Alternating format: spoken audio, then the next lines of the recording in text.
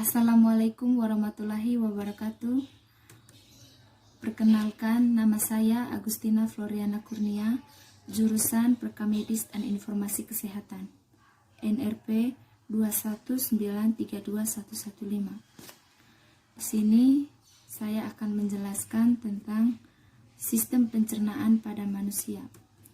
Yang pertama, pengertian sistem pencernaan pada manusia. Sistem pencernaan merupakan sistem yang menerima makanan diserap oleh tubuh yang terbentang mulai dari mulut hingga anus. Maksudnya bahwa proses penghancuran makanan yang terjadi dalam mulut hingga lambung. Selanjutnya adalah proses penyerapan sari-sari makanan yang terjadi di dalam usus, kemudian proses pengeluaran sisa makanan melalui anus. Dalam pelaksanaan proses pencernaan makanan, organ pencernaan dibantu oleh enzim-enzim dan hormon-hormon yang prosesnya berbeda tiap organ dan mempunyai fungsi masing-masing.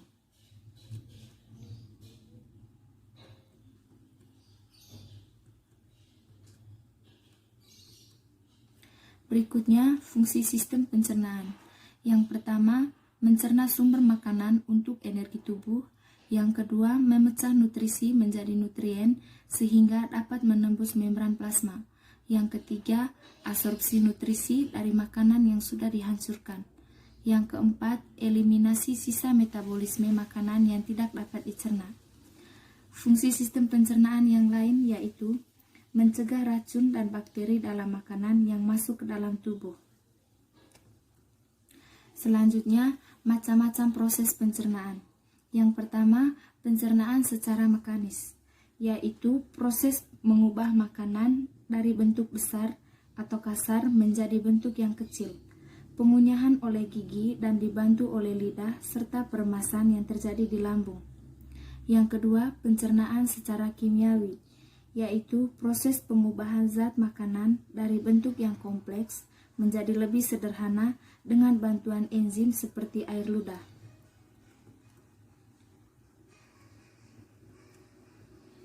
Berikutnya, proses penting dalam saluran pencernaan.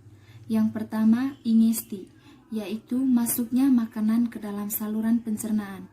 Ingesti terdiri dari 3 bagian penting. Yang pertama, bolus, yang kedua, chymus, yang ketiga, misel. Yang kedua, sekresi, yaitu pengeluaran sekret pencernaan untuk membantu proses ingesti, yaitu oleh enzim-enzim pencernaan. Yang ketiga, digesti, yaitu penghancuran bolus secara mekanik dan kemis menjadi bentuk yang siap diabsorpsi oleh villi intestin. Yang keempat, absorpsi, yaitu penyerapan oleh villi-villi intestinal dan masuk ke dalam sirkulasi. Berikutnya, saya akan menjelaskan anatomi sistem pencernaan. Saluran pencernaan terdiri dari beberapa bagian penting.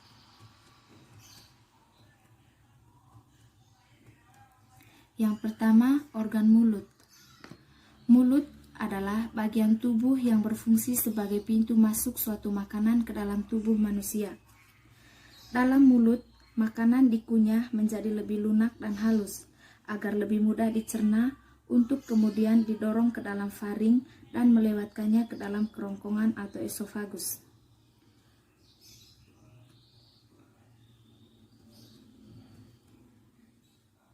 Mulut dibagi menjadi 7 bagian. Yang pertama, bibir, yaitu terdiri dari otot yang fleksibel yang merupakan pintu masuk ke rongga mulut. Bibir menjadi pembatas antara kulit dengan lapisan dalam mulut yang diselimuti bagian bernama mukosa. Yang kedua, pipi, yaitu bagian dalam pipi dilapisi oleh lapisan jaringan lunak yang disebut mukosa. Saat menyikat gigi, bagian dalam pipi juga perlu dibersihkan agar sisa-sisa bakteri yang menempel dapat hilang. Yang ketiga, palatum, yaitu dibagi menjadi 2, yaitu area lunak dan keras. Langit-langit atau palatum yang keras terdiri dari tulang, sedangkan langit-langit mulut yang lunak merupakan lipatan membran di mulut bagian belakang dekat tenggorokan. Yang keempat adalah gigi, yaitu memiliki fungsi untuk mengunyah makanan agar menjadi halus. Dengan proses tersebut, memungkinkan enzim-enzim pencernaan akan lebih cepat dan mudah dalam mencerna makanan tersebut. Gigi dapat dibedakan menjadi 4 macam yang tergantung pada letak dan fungsinya, seperti gigi seri, gigi taring, gigi geraham depan, dan gigi geraham belakang.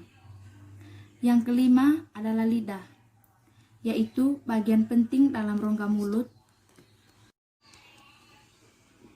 Yang kelima, lidah, yaitu bagian penting dalam rongga mulut yang membantu makan, berbicara, dan mengecap rasa.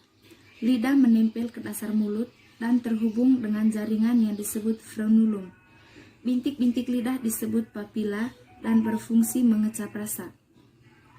Yang keenam, kelenjar ludah, dan yang ketujuh, saliva ludah, yaitu kelenjar ludah memproduksi liur untuk membasahi dan melarutkan makanan sehingga membuatnya lebih mudah untuk kemudian dicerna. Sebelum makanan masuk ke dalam perut, air liur memecah makanan tersebut dengan bantuan enzim amilase yang membantu pemecahan proses pencernaan tersebut. Yang kedua adalah organ kerongkongan.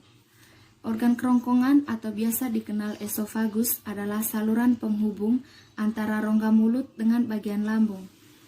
Organ ini memiliki fungsi sebagai jalan makan yang telah dikunyah dari rongga mulut menuju lambung. Dalam kerongkongan terdapat gerakan peristaltik, yakni ketika otot kerongkongan dalam berkontraksi sehingga mendorong makanan masuk ke dalam lambung. Gerak tersebut terjadi disebabkan karena otot yang memanjang dan melingkari pada dinding kerongkongan yang juga merekus secara bergantian. Sehingga gerak peristaltik tersebut merupakan gerak kembang kempis pada kerongkongan untuk mendorong makanan masuk ke lambung.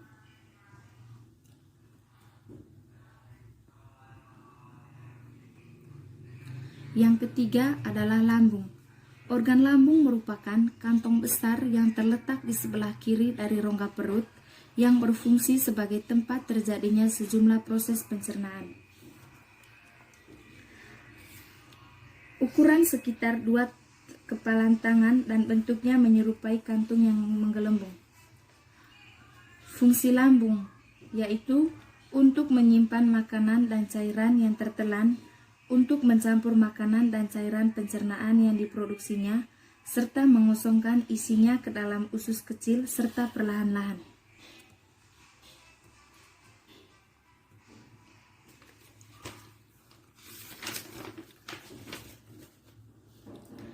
Bagian-bagian lambung.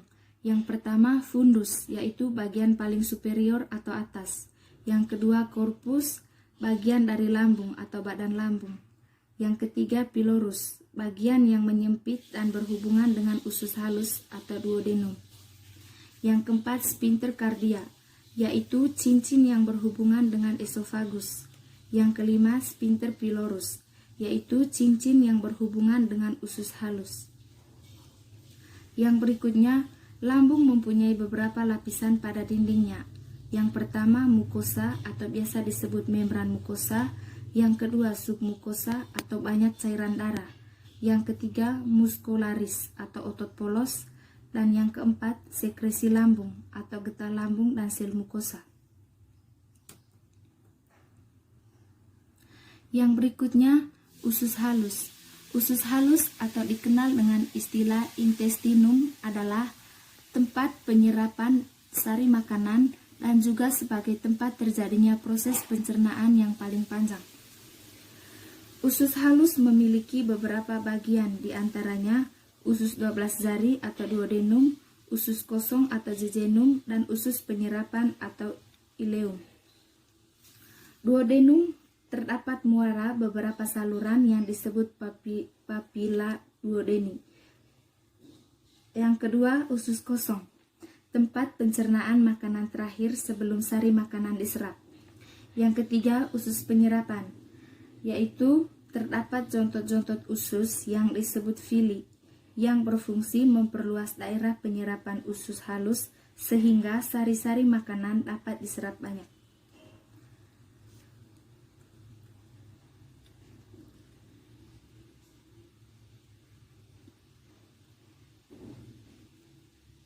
Yang berikutnya, usus besar. Makanan yang tidak dicerna oleh organ halus maka akan menuju ke usus besar. Pada usus besar ini juga terdapat sebuah bakteri yang bernama Escherichia coli yang akan membantu proses pembusukan yang terjadi di usus besar menjadi feses. Usus besar memiliki peran penting sebagai bagian dari sistem cerna. Beberapa fungsi usus besar. Yang pertama, menyerap air.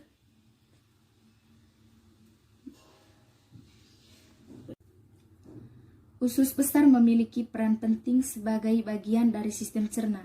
Beberapa fungsi usus besar. Yang pertama, menyerap air. Yang kedua, menyerap vitamin. Yang ketiga, mengurangi keasaman dan melindungi tubuh dari infeksi.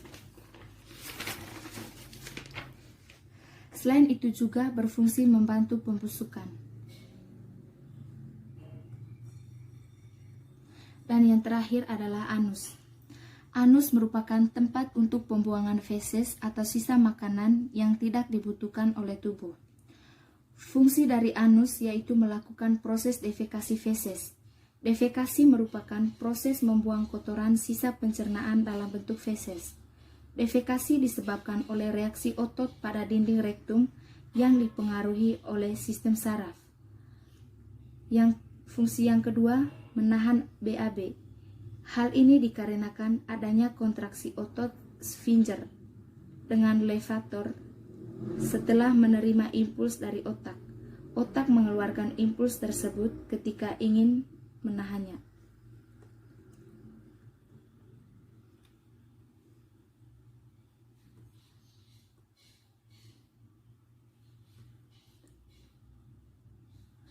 Sekian penjelasan tentang sistem pencernaan pada manusia dari saya.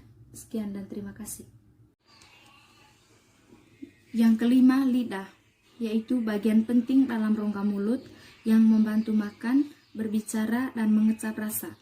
Lidah menempel ke dasar mulut dan terhubung dengan jaringan yang disebut frenulum. Bintik-bintik lidah disebut papila dan berfungsi mengecap rasa. Yang keenam, kelenjar ludah, dan yang ketujuh, saliva ludah, yaitu kelenjar ludah memproduksi liur untuk membasahi dan melarutkan makanan sehingga membuatnya lebih mudah untuk kemudian dicerna. Sebelum makanan masuk ke dalam perut, air liur memecah makanan tersebut dengan bantuan enzim amilase yang membantu pemecahan proses pencernaan tersebut. Yang kedua adalah organ kerongkongan. Organ kerongkongan atau biasa dikenal esofagus adalah saluran penghubung antara rongga mulut dengan bagian lambung. Organ ini memiliki fungsi sebagai jalan makan yang telah dikunyah dari rongga mulut menuju lambung. Dalam kerongkongan terdapat gerakan peristaltik, yakni ketika otot kerongkongan dalam berkontraksi sehingga mendorong makanan masuk ke dalam lambung. Gerak tersebut terjadi disebabkan karena otot yang memanjang dan melingkari pada dinding kerongkongan yang juga merekus secara bergantian. Sehingga gerak peristaltik tersebut merupakan gerak kembang kempis pada kerongkongan untuk mendorong makanan masuk ke lambung.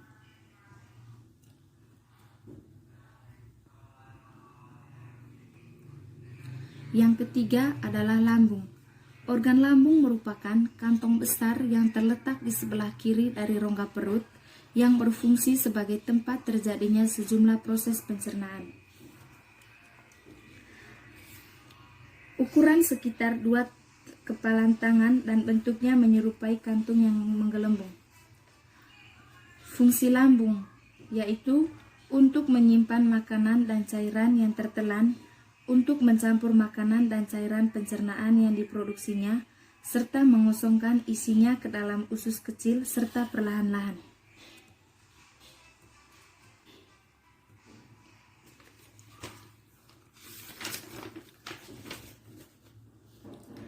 Bagian-bagian lambung. Yang pertama fundus, yaitu bagian paling superior atau atas. Yang kedua corpus, bagian dari lambung atau badan lambung. Yang ketiga pylorus, bagian yang menyempit dan berhubungan dengan usus halus atau duodenum. Yang keempat sphincter cardia, yaitu cincin yang berhubungan dengan esofagus. Yang kelima sphincter pylorus, yaitu cincin yang berhubungan dengan usus halus. Yang berikutnya, lambung mempunyai beberapa lapisan pada dindingnya. Yang pertama mukosa atau biasa disebut membran mukosa, yang kedua submukosa atau banyak cairan darah, yang ketiga muscularis atau otot polos, dan yang keempat sekresi lambung atau getah lambung dan sel mukosa. Yang berikutnya usus halus. Usus halus atau dikenal dengan istilah intestinum adalah tempat penyerapan sari makanan dan juga sebagai tempat terjadinya proses pencernaan yang paling panjang. Usus halus memiliki beberapa bagian, diantaranya usus 12 jari atau duodenum, usus kosong atau jejunum, dan usus penyerapan atau ileum.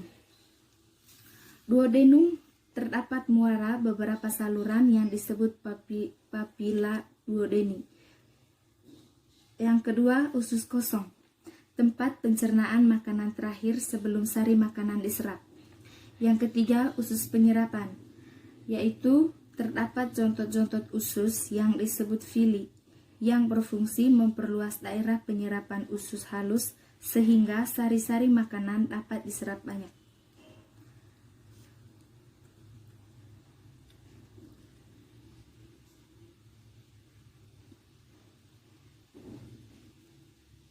Yang berikutnya, usus besar. Makanan yang tidak dicerna oleh organ halus maka akan menuju ke usus besar. Pada usus besar ini juga terdapat sebuah bakteri yang bernama Escherichia coli yang akan membantu proses pembusukan yang terjadi di usus besar menjadi feses. Usus besar memiliki peran penting sebagai bagian dari sistem cerna. Beberapa fungsi usus besar. Yang pertama, menyerap air.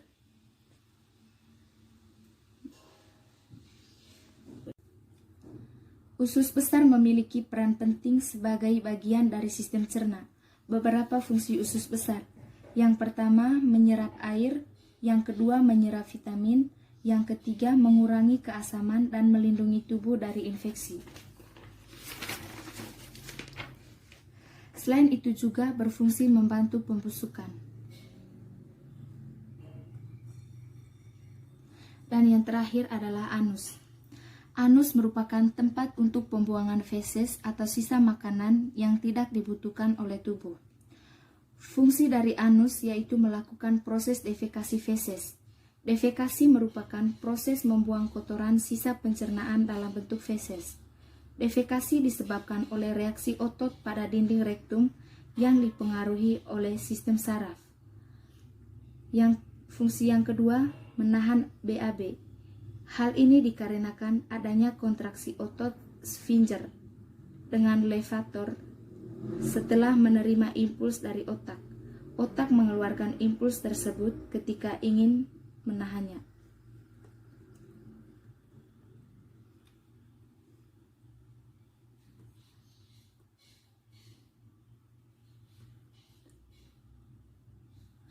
Sekian penjelasan tentang sistem pencernaan pada manusia dari saya. Sekian dan terima kasih.